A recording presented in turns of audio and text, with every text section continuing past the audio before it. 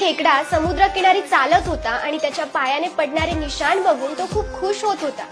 पुन्हा पुन्हा वळून तो त्याच्या पायांच्या त्या ठस्यांकडे बघत होता आणि अचानक समुद्रातून एक मोठी लाट आली आणि त्याच्या त्या पायांच्या ठशांना मिटवून निघून गेली.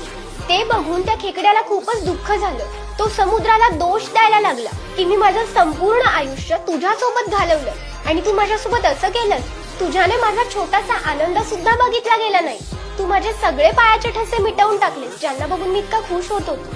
यावर समुद्र म्हणाला की तुझे पायाचे ठसे बघून एक शिकारी तुझी शिकार करण्यासाठी येत होता आणि तो येऊ नये म्हणून मी लाटेने तुझे ते ठसे मिटवले. आपणही बऱ्याचदा समोरच्याची परिस्थिती समजून न घेता त्याला दोष द्यायला लागतो आणि बरेचसे नाते तुटण्याचं हेच कारण असतं, गैरसमज. म्हणून जर कुणी तुमच्याशी तुम्हाला हवं तसं वागत नसेल तर त्याला दोष देण्याआधी तो असं का वागतोय त्या मागचं कारण समजून घ्या.